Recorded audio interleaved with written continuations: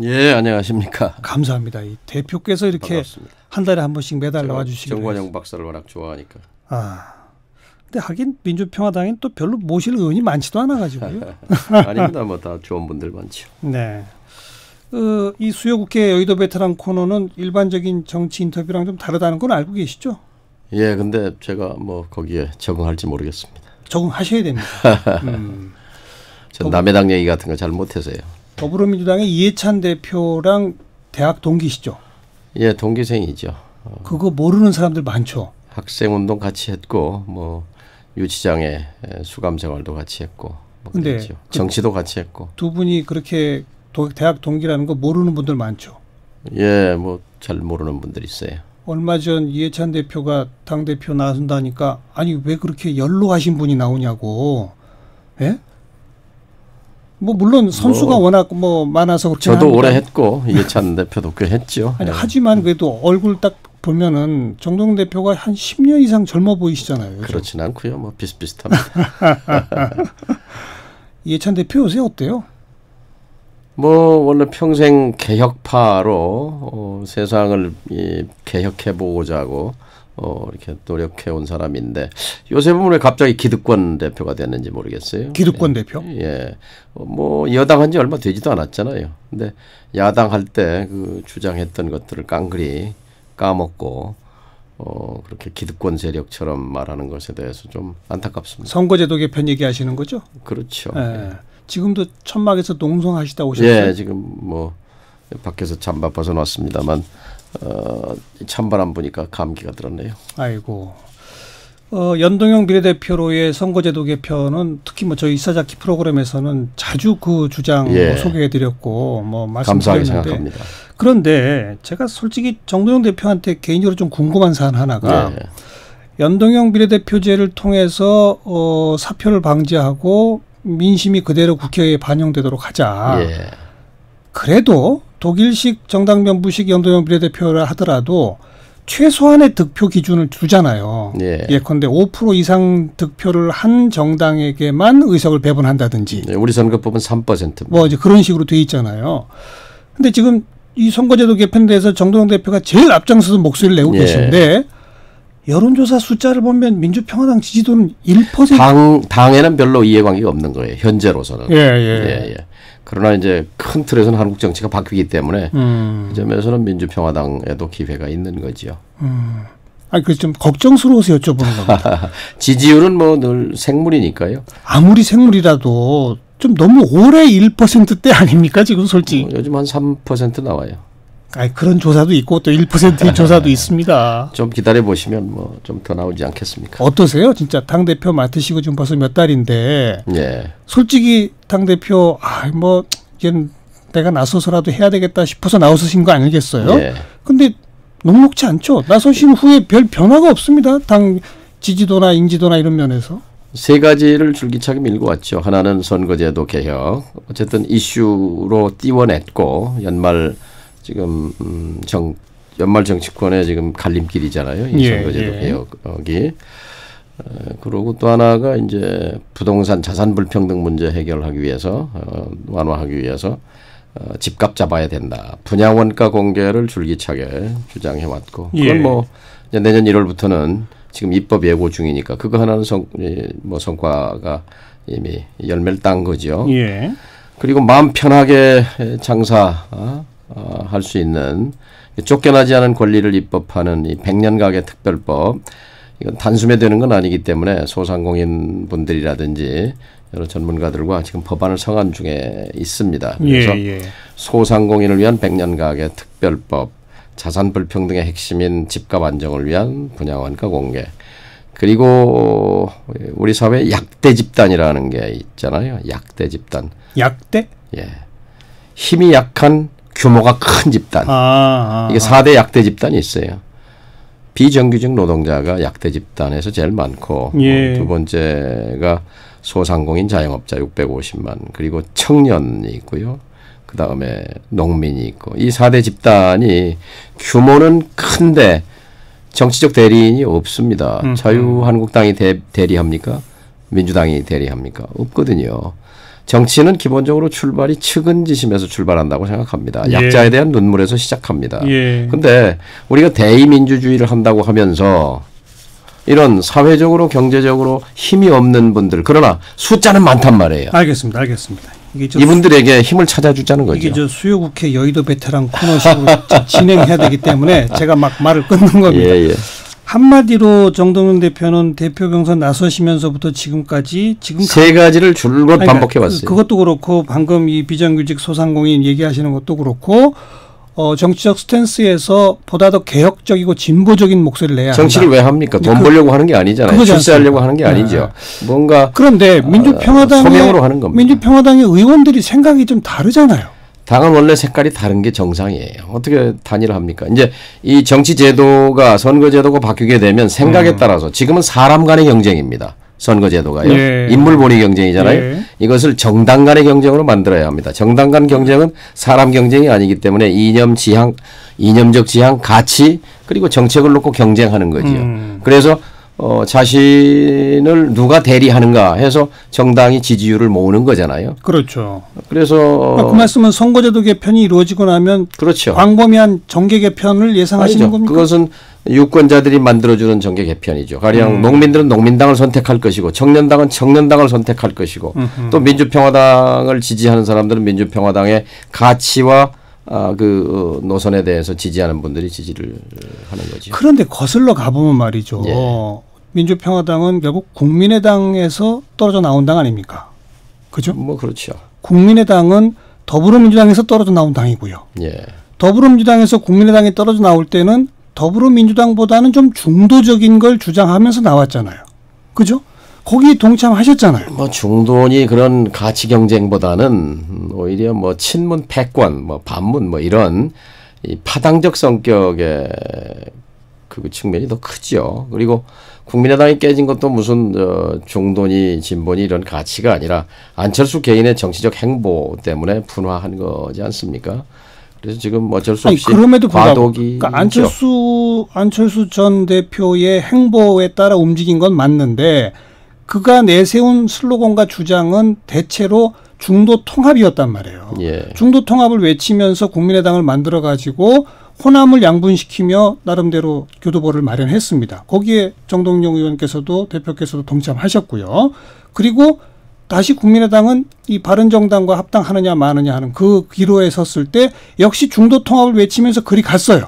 근데 보수 통합이죠. 보수 통합. 거기에 사실상. 동의할 수 없다 한 분들이 남은 게 민주평화당 말이에요. 예. 아무리 그렇게 봐도 정동영 대표의 지금 그 대표 취임하면서부터의 계속된 주장은 지금까지 국민의당 내지는 민주평화당 전체가 걸어온 노선보다 급격하게 좌회전하신 거 아닌가요?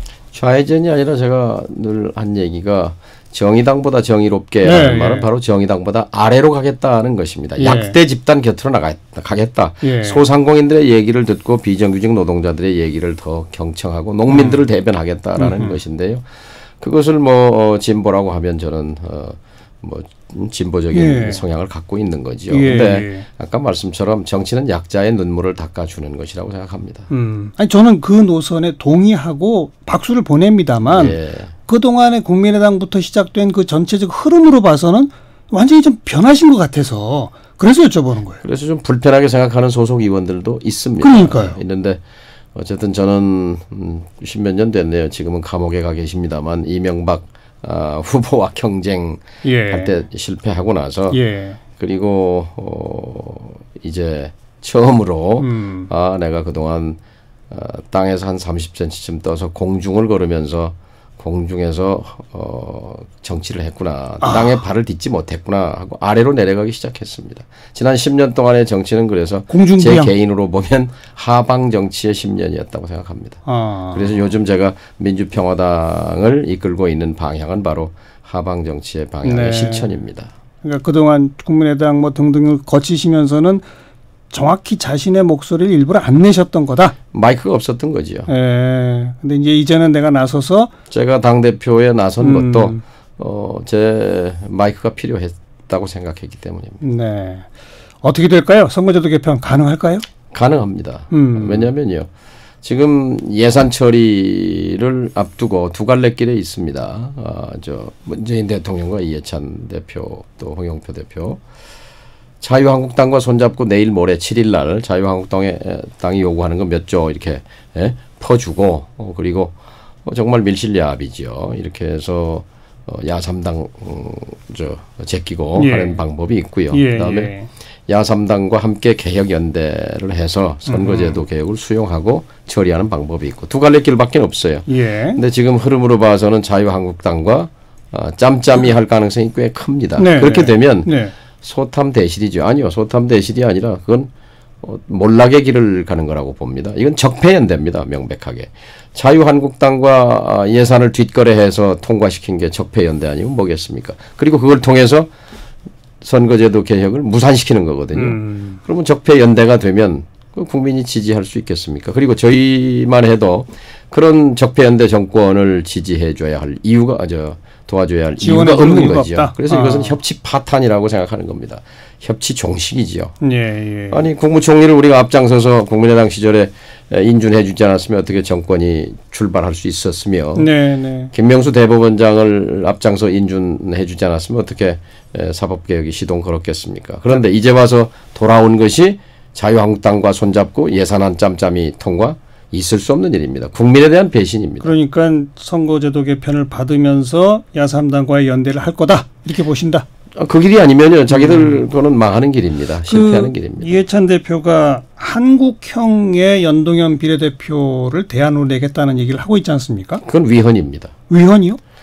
왜냐하면요. 1인 1표가 1인 2표로 바뀐 게 2001년 7월 19일 헌법재판소 판결 때문에 바뀐 겁니다. 왜냐하면요. 그 전에는 16대까지는 후보자에게 찍은 표를 비율로 비례대표를 나눴거든요. 맞아요. 이건 위헌이다라고 헌법재판소가 했기 때문에 이제 그 뒤부터 1인 2표제가 된 거예요. 17대 정당 투표를 따로 하게 됐죠. 그렇죠. 정당 투표. 정당에 투표한 걸 가지고 그걸 비례해서 비례대표를 나눈 거거든요. 근데 이걸 뭐 반반씩 섞자 하는 거는 내내 위헌적 소지가 있는 거지요. 정당 투표가 아닌 후보 투표까지 합해서 비례대표 의석을 나누는 건 위헌이다. 위헌적 소지가 있죠. 이미 그런 판결이 있고요. 그다음에 뭐든지 수식어 형용사가 붙는 건 짝퉁입니다. 한국형 민주주의라고 했잖아요. 유신 독재를. 그건 다 짝퉁이다. 그렇죠. 이건 가짜지요. 그래서 제가 아까 평생 그 개혁파로 살아온 이해찬 대표가 어떻게 이제 와서 알겠습니다. 그렇게 기득권파가 됐는지 안타까워요. 요즘 청와대 뭐 좀 시끌시끌하고 조국 수석 나가라 소리도 많고 그런데 거기에 대해서는 어떻게 보세요? 저는 특별감찰반이라는 게 고위 공직자 또 지방자치단체장 공공기관의 장 친인척 비리를 감찰하는데 이 사람들이 비위를 저지른 거거든요. 그러면 거기에 지휘 책임이 있는 사람 마땅히 책임을 져야 되는 거죠. 그것은 언론인데 또 한편으로 보면은 지금 검경 수사권 조사 조정이라든지 공수처 사법개혁 산적해 있기 때문에 또 조국 수석이 그동안 그 문제를 다 떠맡아 있었기 때문에 뭐 그 점도 이해는 합니다. 그런데 그러나 대국민 사과는 해야 되지요. 그리고 문재인 대통령으로서도 여기에 대해서 뭔가 조치는 있어야 된다고 생각합니다. 근데 뭐 임명권은 뭐 본인이 대통령의 인사권입니다만 일절 조치 없이 사과도 없이 그냥 갈 태세인데요. 그것은 문제가 있죠. 국민에 대한 예의가 아닙니다. 최소한 사과는 하고 이런 식으로 가면 지지율 더 떨어지죠. 대통령이 뭐 경고나 질책 정도는 있어야 한다. 그렇죠. 당연히 조치하고 본인도 사과하고 어쨌든 그 지휘 책임자잖아요. 근데 오히려 지금 청와대의 분위기는 특별감찰반 일부의 문제를 전면 교체로 아주 잘 대처했다는 식의 자세거든요. 글쎄, 근데 국민의 눈높이에 안 맞습니다. 안 맞는다고 보신다. 일각에서 이 집권해서 1년 지나가면요 귀가 다칩니다. 그게 문제예요. 좀 그런 얼마 전에 함세웅 신부님이 말씀하셨다고 손학규 대표가 그제 얘기하더라고요. 대통령에서 혼자 밥 먹는다. 그건 위험 신호입니다. 대통령 어떻게 혼자 밥을 먹습니까? 안 되죠. 그러면. 그건 안 되죠. 그렇다면 그건 잘못된 일입니다. 그 같은 당에 계신 박지원 의원은 이 더불어민주당 요즘 하는 거 보니까 무슨 대통령 레임덕 만드는 식의 자세다라는 식으로까지 말하던데. 1년 반 동안요. 더불어민주당 내에서 이번에 처음 나왔어요. 바른 소리가. 조홍천 의원이 당연히 조국수 책임져야 된다. 여당이라고 해서 전부 거수기나 전부 납작 엎드려 있는 그런 이 하수인이 돼서는 안 되는 거죠. 여당이 저는 쇄신 정통파에 앞장섰던 사람입니다. 예. 그렇게 해서 다 죽어가던 이 정부를 살려냈다라는 그런 자부심을 갖고 있습니다만 지금 더불어민주당 너무 모양이 안 너무 좋다. 보신 안일에 빠진 것 같아요. 보수 재편은 될까요? 뭐 어쩔 수 없이 지금 뭐 조금 전에도 라디오 들으니까 박근혜, 이명박 사면 뭐 이런 사면은 얘기. 아니고 불구속 석방 촉구 뭐 이런 얘기 나오던데요. 그럼 뭐 우리 사회에 태극기 부대도 있으니까요. 그건 이해하지만 지금 뭐 보수당 안에서 이 문제를 가지고 결국 균열이 생길 수밖에 없겠죠. 오늘 아침에도 뭐 만일 비박이 당권을 잡으면 친박은 TK당 만들 거다 뭐 그런 얘기를 그쪽 당 사람들이 합니다만 어쨌든 다 뭉치긴 어렵다. 그러겠죠. 한국 정치의 건강성을 위해서 건강한 보수가 필요하지 않습니까? 근데 다 뭉쳐서 건강한 보수는 불가능하지요. 아하. 그래서 다 뭉쳐보려고 하는 것 같아요. 예? 다 뭉쳐보려고 하는 것 같아요. 예. 다 뭉쳐질까요? 저는 아니다라는 쪽에 한 표 하고 싶습니다. 그러니까 그래도 탄핵에 동참하고 탈당까지 하고 했던 그런 쪽에서 이명박 박근혜 두 전직 대통령 불구속 상태로 재판받도록 하는 결의안 앞장서고 있는 걸로 봐서는 다 뭉쳐보자는 것 같거든요. 근데 안 될 것 같다. 저는 뭐 그렇게 안 되리라고 생각합니다. 결국은 쪼개지나요, 그러면 거기도? 그쪽 사정에 뭐 정통하지 않습니다만 그러나 큰 틀에서 건강한 보수의 재편이 일어나야 된다라고 생각합니다. 그나저나 자유한국당은 선거제도 개편에 어떤 입장이라고 보세요? 뭐 자기 지역구 사정에 따라서 지금 뭐 자유한국당뿐만이 아니라 300명 의원이요 전부 다른 건 안중에 없습니다. 내 다음 선거에 그렇죠. 내가 다음에 선거에 되겠느냐 이거에 골몰해 있습니다. 그래서 수도권 출신 의원들은 중선거구로 가야 2등, 3등이라도 해서 들어올 수 있다 이렇게 생각하는 거고 TK 대구 경북 의원들은 이 제도 그대로 가야 된다라고 하는 것이고 또 뭐 이런저런 그 입지에 따라서 다 판단이 다르지요. 그러니까 이런 상황에서 그래서 김병준 대표 비대위원장이 대표적이 아무 말을 안 해요. 자기의 소신이 없어요. 그러니까 이런 상황에서 적어도 선거 제도라는 건 게임의 룰인데 다수결로 통과된 적이 없잖아요. 만장일치식으로 돼야만 가능했잖아요. 근데 다시 한번 묻습니다. 진짜 가능할까요? 그래서 일단 1단계로 4당 연대를 저는 하자고 주장하는 겁니다. 3당 연대를 넘어서서 더불어민주당과 이제 더불어민주당이 예산을 예산 처리를 적폐연대 방식으로 하면 그것은 실패하는 길이기 때문에 그러지 말고 선거제도 개혁 연대에 동참해라. 4당 연대.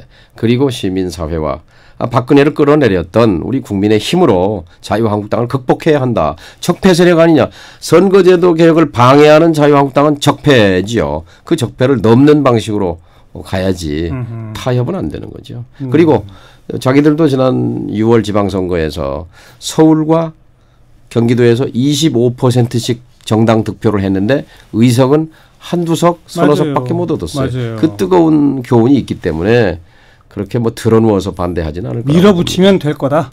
뭐 밀어붙인다는 것보다 여지가 있는 거죠. 알겠습니다.